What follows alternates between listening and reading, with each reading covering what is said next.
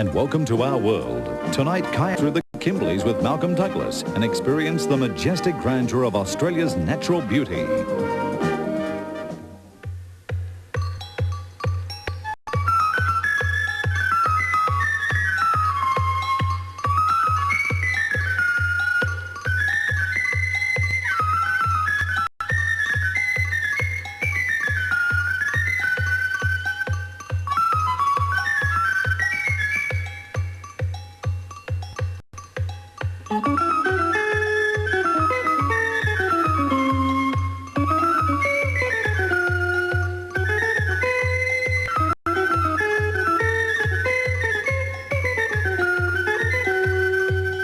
In the far northwest of Australia, in the coastal town of Broome, Malcolm Douglas, adventurer and filmmaker, is preparing for another journey. With three mates, Wayne, Damien and Scott, he intends to spend 2 months exploring the Kimberley coast, one of the great wilderness areas of the world. The men will use 2 Q-Craft sea kayaks. At first glance, sea kayaks look frail and unstable, but they're a sleek combination of ancient Eskimo design and modern materials used successfully all over the world for long sea journeys. For the next 2 months, boss Bonnie, Malcolm's red heeler, will have her own hatch behind Malcolm. She's not convinced that it's the best seat in the boat, and it takes a while to coax her aboard for a dry run.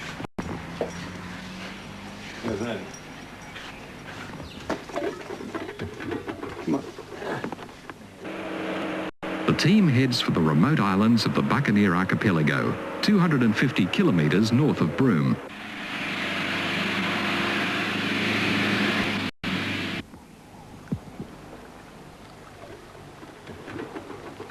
There's limited storage space, so cameras, equipment, food and water must be to a minimum. Everything has its place, as they've had plenty of practice packing back in Broome.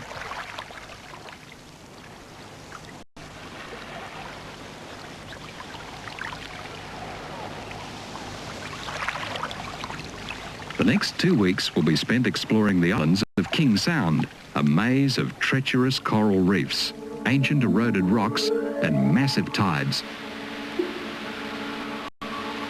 This is the traditional homeland of the Bardi, a seagoing tribe of Aborigines.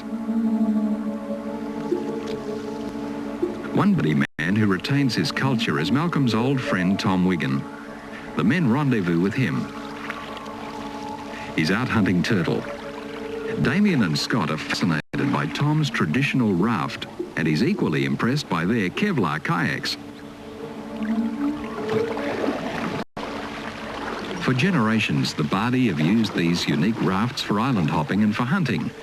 They're made from a particular species of mangrove, held together with hard wood nails. Tom's one of the last Aborigines to use the old techniques for hunting turtle and dugong.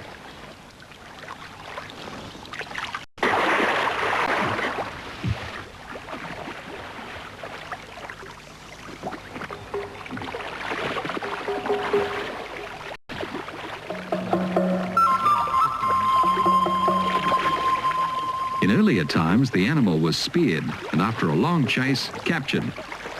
Now, with ropes, Tom's able to control his quarry. A protected species, turtles still the favoured meat of the coastal people, and they're the only ones permitted to hunt them.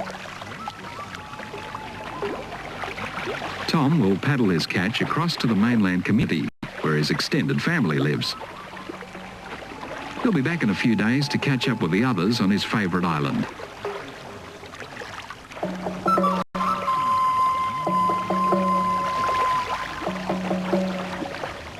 Once he catches the tidal currents, he'll travel swiftly.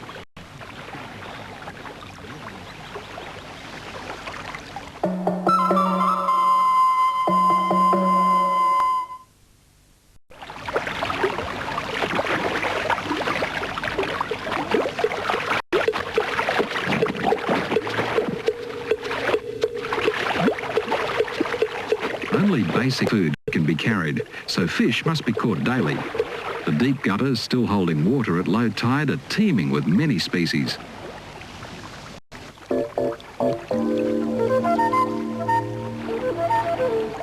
There's not a fisherman in Australia who wouldn't like it here.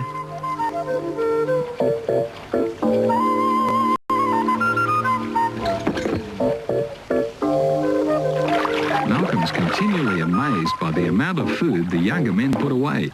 Such healthy appetites, fishing will be a top priority.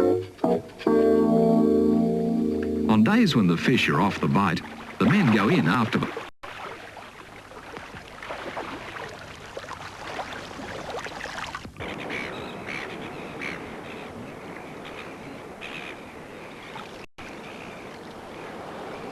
There are countless sheltered bays among the islands, but this beach is Tom's particular favourite.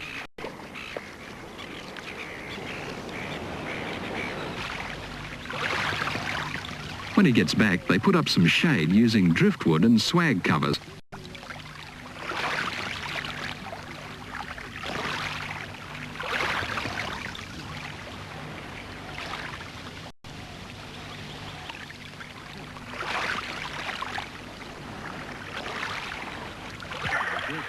On the main island, fresh water gushes from the rocks. The Bardi always collected their water at this spring.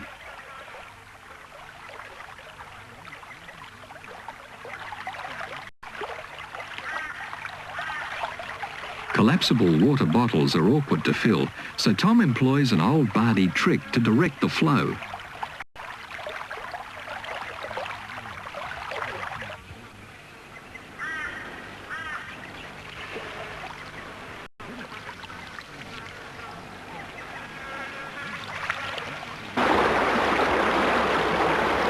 When the 10-metre tide drops, it's time to collect food from the reefs. 20 years ago, Malcolm camped on the islands and was shown the hunting techniques of the Bardi. Now, Tom and Malcolm pass this knowledge on.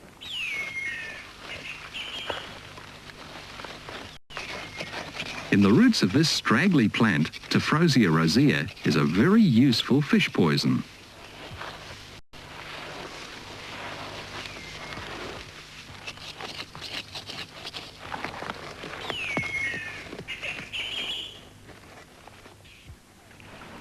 The roots are crushed and mixed with sand.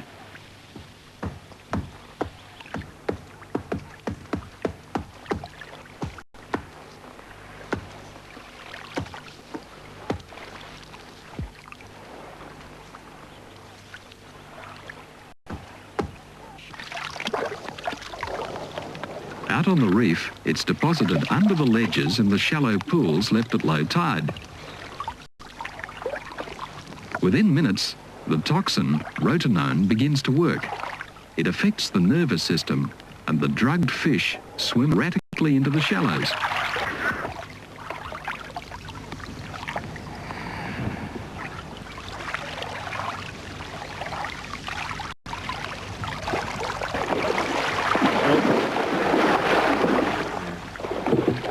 The men work quickly to beat the impatient tide. Within minutes, it will surge in to disperse the poison. A couple of jack over there too, coming up in a billbone.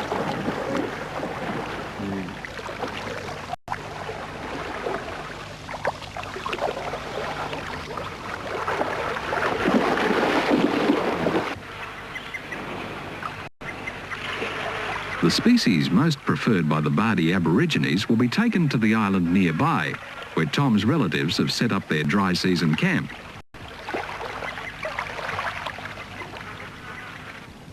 Back in 1971, Tom showed Malcolm how to catch frogfish, and now explains to Scott and Damien how these fish are only eaten when the strong southeast winds are blowing and it's too rough to catch turtles. Frogfish line a hole with dead coral, then wait at the bottom for their unsuspecting prey to dart down the shaft. When a bait's dropped in, they're easily hooked. It's a peculiar fish with a huge mouth and head and slimy mottled skin, perfectly adapted for its habitat.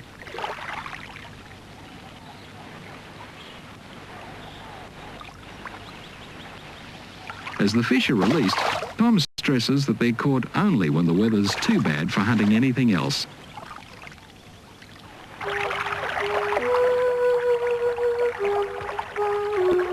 fast-moving trevallies school in the water, streaming from the reef, and just on sundown, they're easily landed for an evening meal.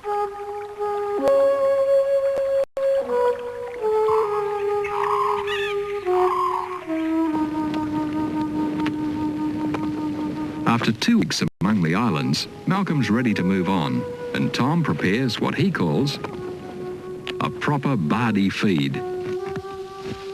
A young turtle. Heated stones cook the meat. And it's finished off in the hot sand.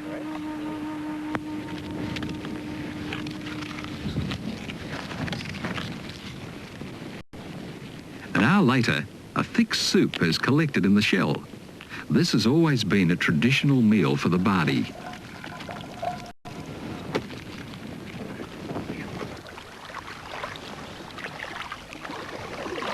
It's back to the Australian mainland now, for Malcolm wants to return to Broome to pick up his boat.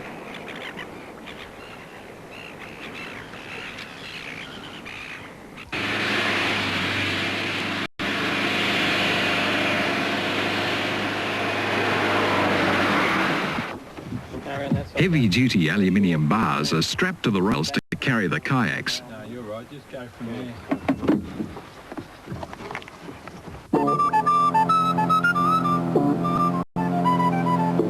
The men travel far up the Kimberley coast into the Gorge country. This region is so vast that it would take many months to explore all the gorges using only kayaks.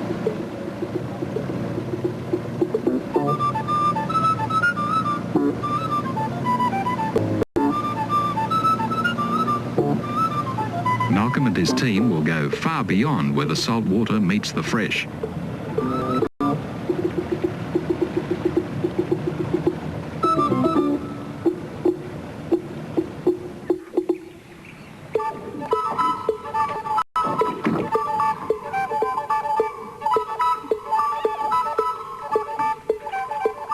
They motor into a towering chasm where the muddy water shallows, and for an hour it's a struggle to edge the boat to a rock bar where the kayaks can be offloaded.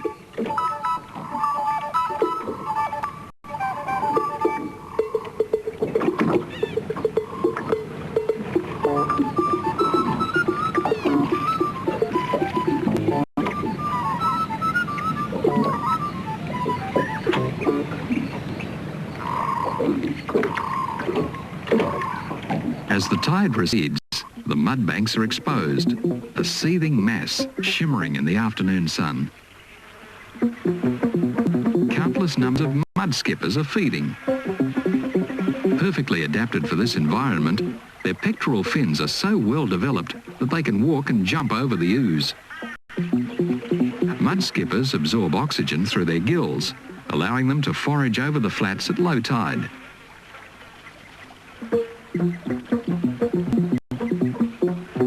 A much more fearsome animal is the saltwater crocodile. Fresh tracks alarm Malcolm. A croc must have been lurking nearby in the muddy water when they offloaded their kayaks.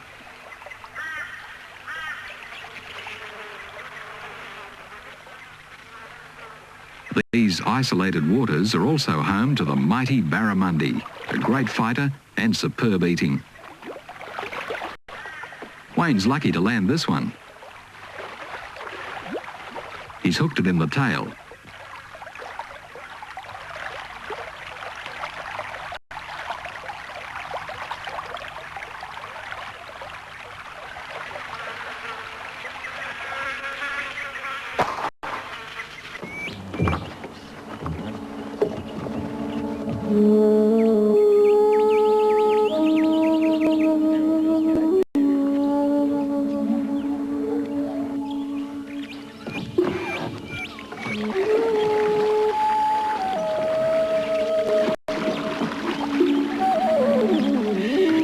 There are few places so remote as these magnificent Kimberley chasms.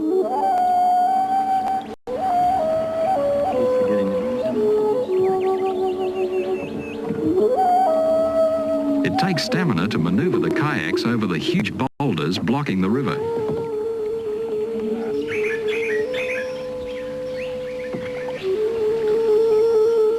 Between the rock jams lie long stretches of deep fresh water where progress is easy and fish are plentiful. They camp overnight on soft sand. At times during the wet season, this ledge would be 20 metres underwater.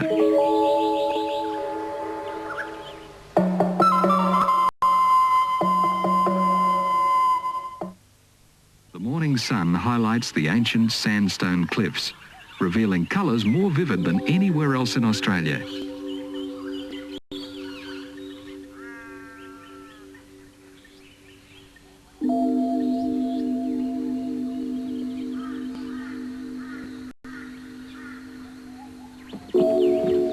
The gorge is now so rugged that the kayaks have to be manhandled long distances between waterholes.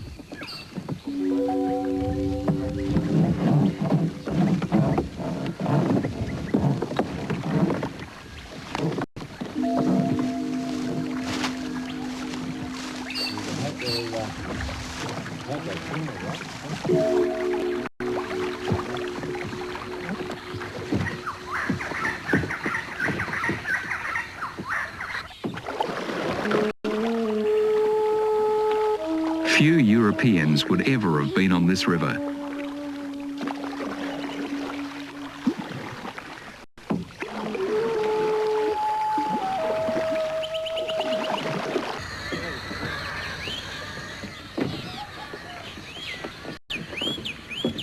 Don't look real lively.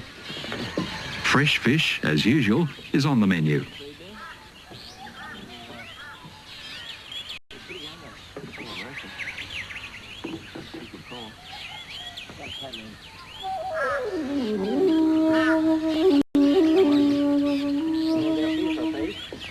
Golden catfish are bigger and much better eating than the smaller varieties.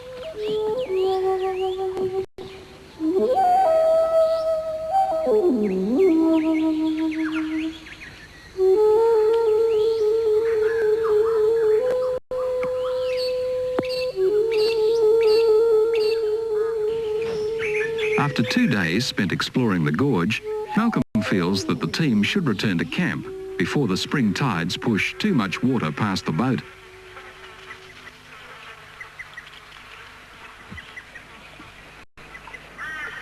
Back at the rock bar, there's a major disaster. The high spring tides have arrived earlier than expected. The boat's stranded precariously, and only the aluminium bars stop it rolling over.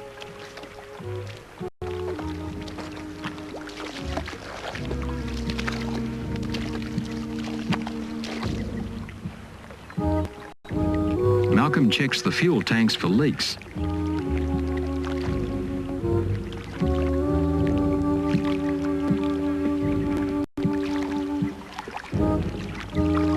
All the gear's fallen in a heap on the low side. It'll be a big job cleaning up this mess.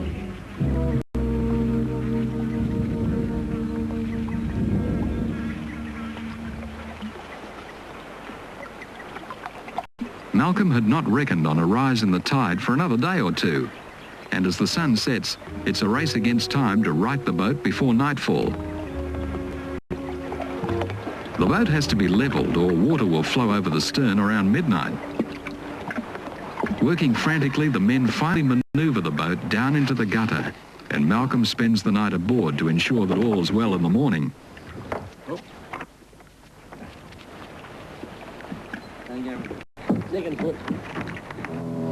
On the incoming afternoon tide, the team head for the Isdell Gorge.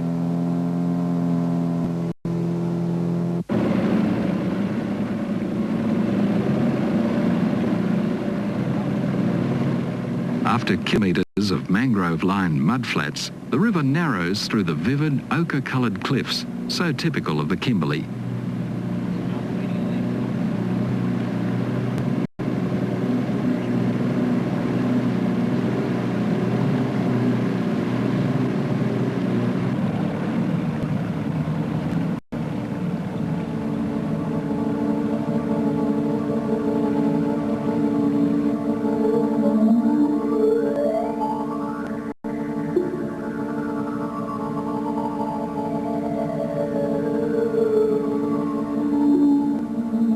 the spring tides covering the rock jams, Malcolm's able to take the boat far inland to a massive chasm.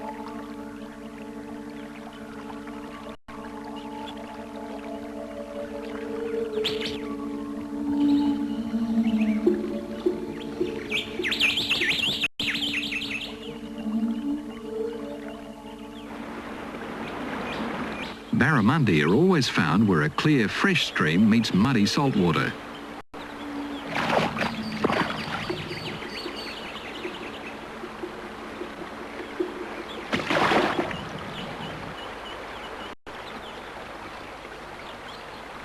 Wayne, who's never landed a really big barra, is elated and heads back to camp to cook lunch.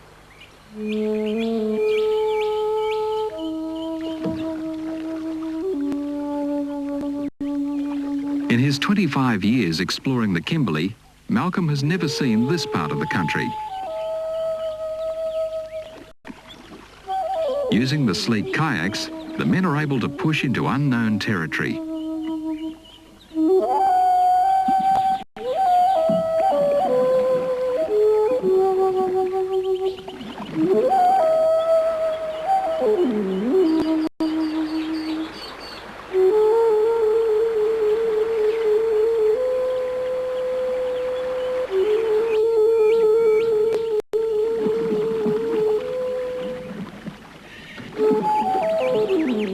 Black bream are always on the bite.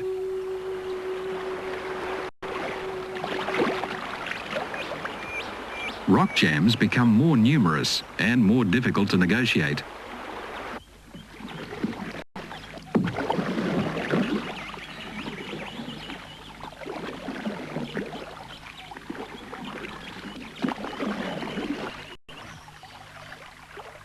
Magnificent cliffs tower above the canoes.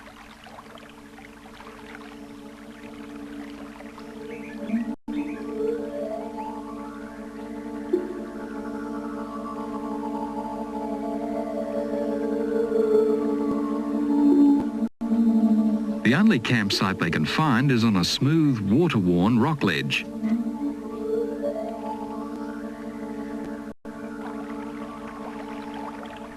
Luxuriant vegetation flourishes where pure spring water flows from the cliffs.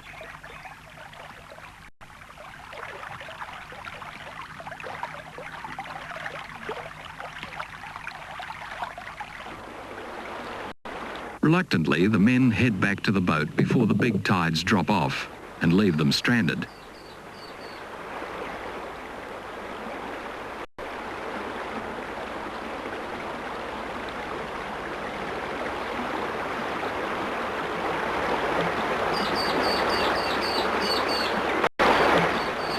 Scott's been desperate to catch a barramundi, and as they wait for the tide on the last morning, he succeeds.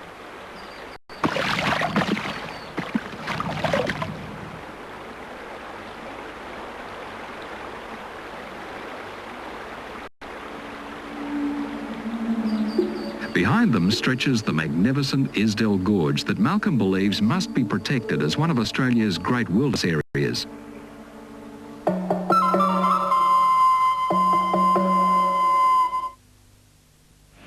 The men head north, 1,000 kilometres, up the Gibb River Road, heading for the Mitchell River. The road winds through the brilliantly coloured King Leopold Ranges. These huge freshwater prawns are called cherubin, and either boiled or roasted in the coals for a few minutes, they're delicious.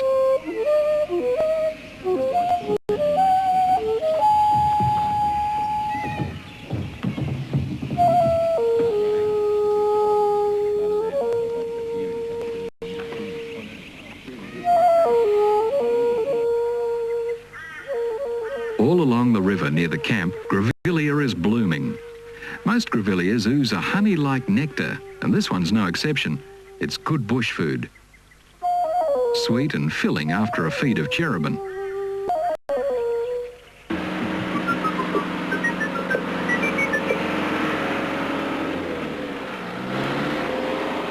A few kilometres from the Mitchell Falls at the end of the track is the pre-arranged rendezvous with the helicopter.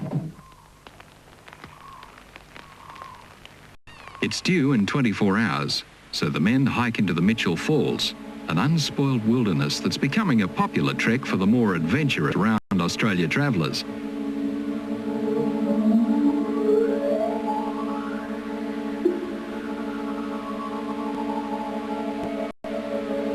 Malcolm had planned to put the kayaks in here, but there's not much water flowing over the falls, so a helicopter will have to take them downstream. A reconnaissance trip in the helicopter is planned for the following day.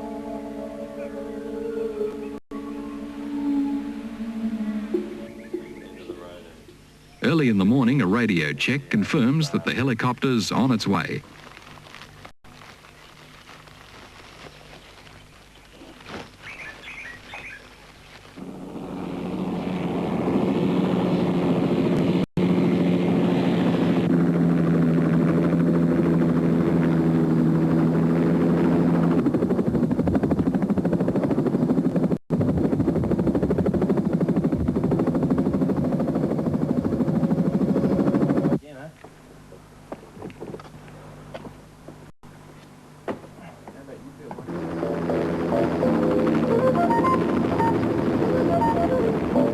A complete survey of the river begins immediately.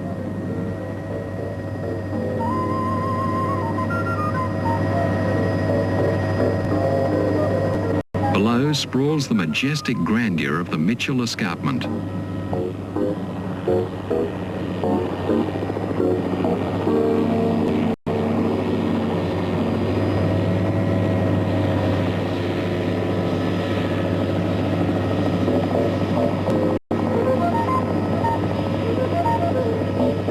In many areas, the river's too shallow and rocks jam the course.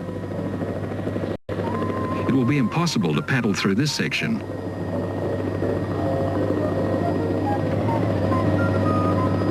Downriver in the Tull Zone, there's plenty of water.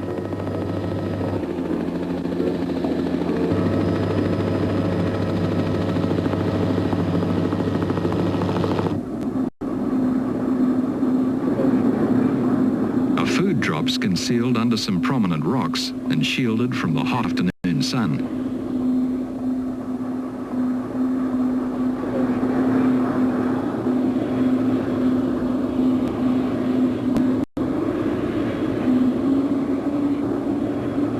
Markers are placed high in the mangroves where they'll be visible from the kayaks.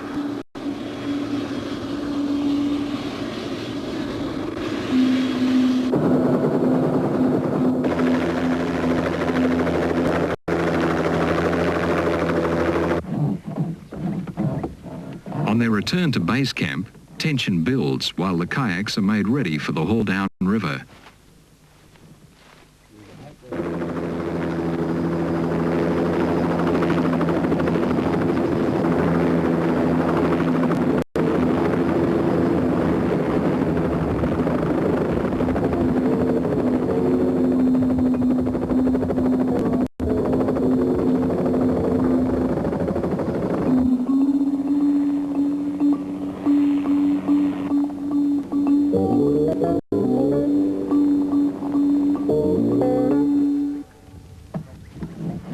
"30 minutes later, months of planning's wrecked when the kayaks are smashed on the rocks in a freak accident. The damage is too great to be patched up out here in the bush.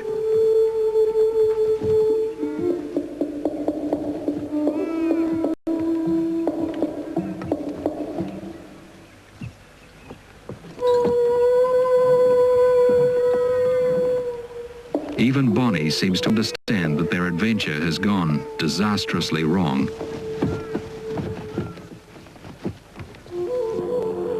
Reluctantly, Malcolm decides that the kayaks will have to be taken 1,000 kilometres back to Broome for repairs. When the men have all been picked up, the long journey south begins.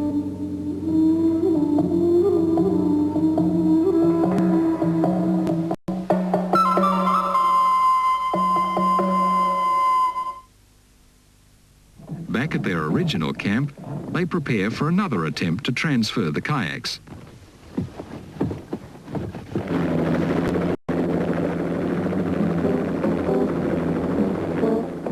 Everyone's anxious as the hook connects with the net, and slowly and cautiously the kayaks are swung over the rocks to the river.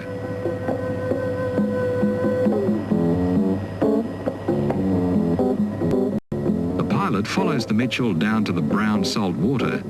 From this point, it will be possible to reach the sea. This time, the kayaks are lowered without mishap into the spinifex, well back from the gorge.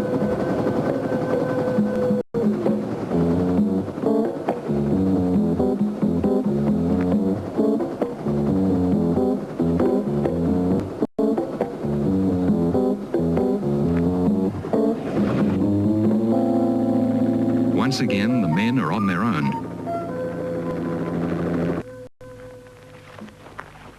After all the hassles of the past fortnight, a day is spent hiking upstream.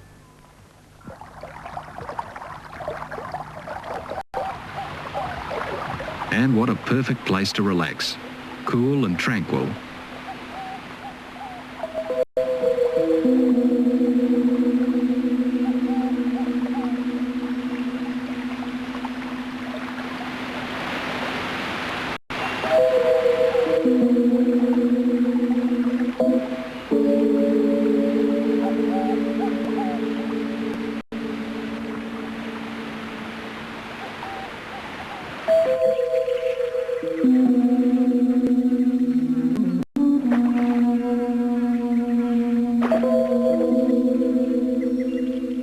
Paperbark is the aluminium foil of the bush.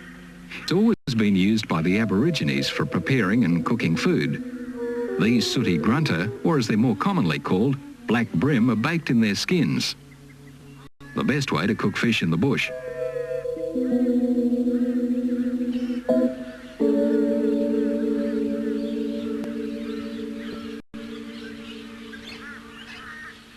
Nothing's wasted. The extra fish will be eaten later.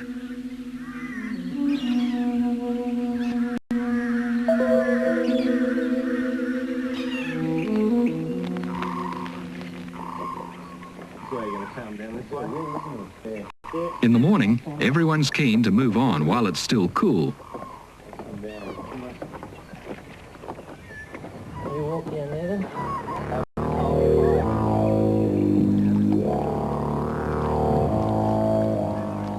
Malcolm and Damien struggle on in the mud, gradually moving to where there should be some more water on the high, neap tide.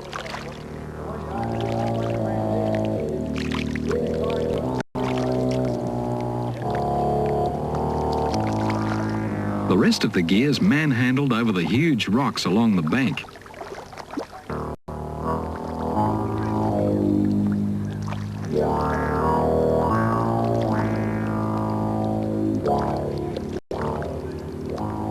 When the tide finally arrives, dangerous saltwater crocs appear.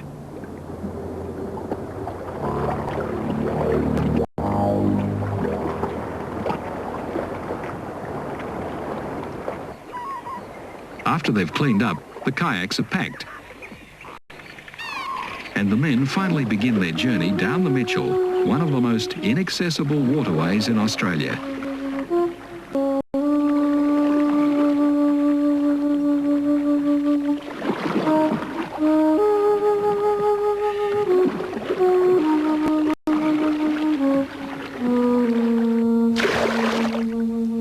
The smaller crocs are inquisitive, but they're not a serious threat.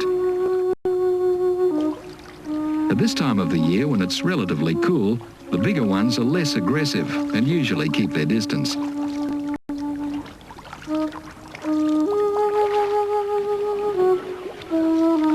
The styrene box between the paddlers holds a movie camera.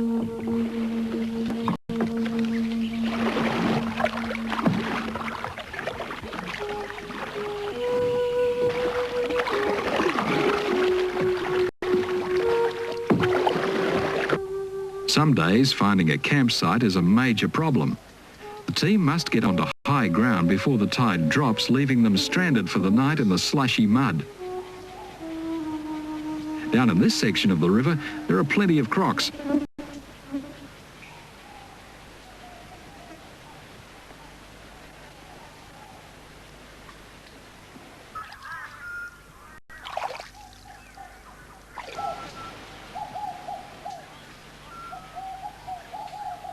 Each day, the men camp on the high tide.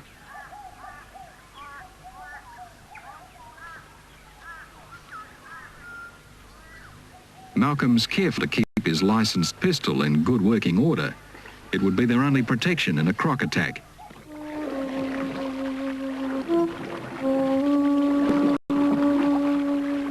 Celebrations all round, especially for Scott and Damien when the party reaches the food drop.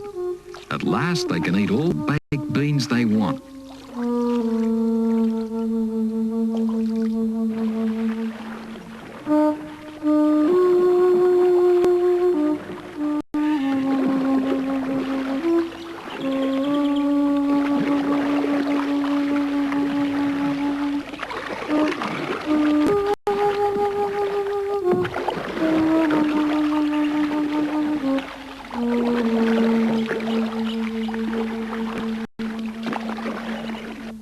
There's a lot of discussion about where to camp before the men head for shore.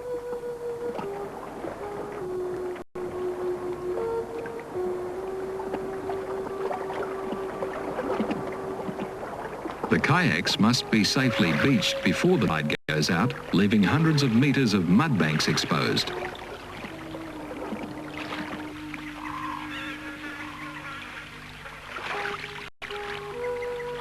This far northwest coast of Australia, like so much of the Kimberley, is rarely visited.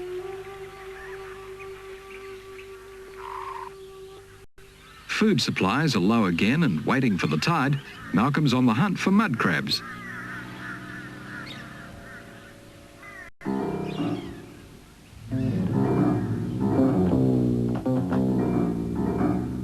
Meat deteriorates so rapidly in the heat that the crabs must be picked up and kept alive until Malcolm returns to camp.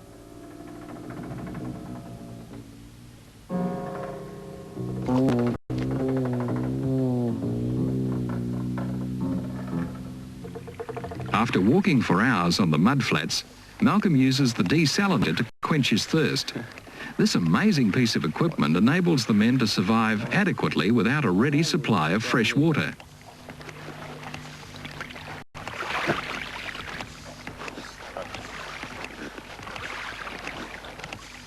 Everyone takes a turn pumping. Salt water is forced under great pressure through ultrafine filters. Only a small amount of fresh water is separated after each pump, and the rest, containing the minerals and salt, discarded.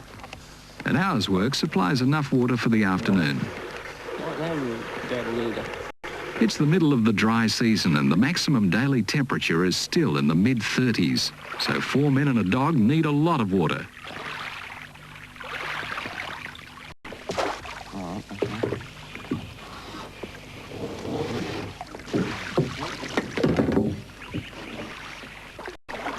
Yep.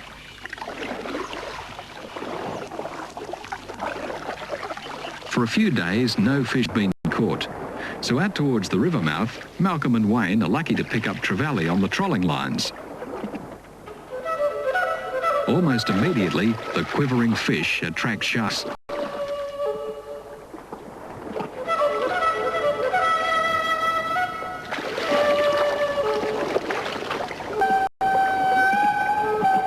They're so aggressive, the men give fishing away and paddle into a side creek to look for more food.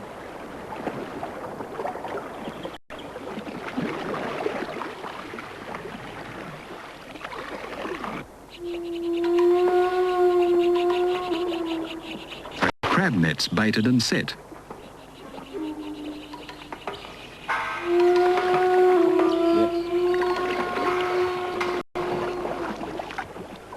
They head into the mangroves to look for snails. Mangrove snails move up the branches, staying above the waterline as the tide rises.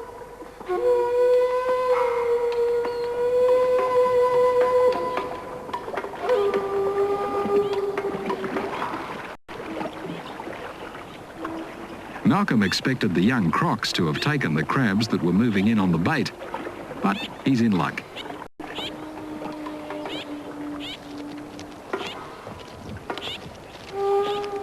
The big ones will be taken back to camp.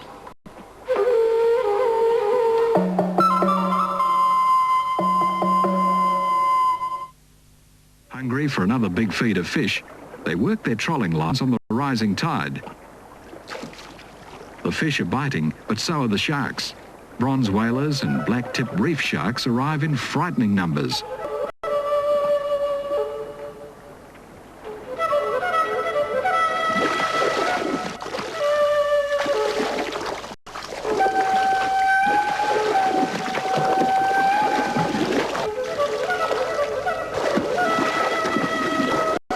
Bonnie's lucky she isn't grabbed on the nose.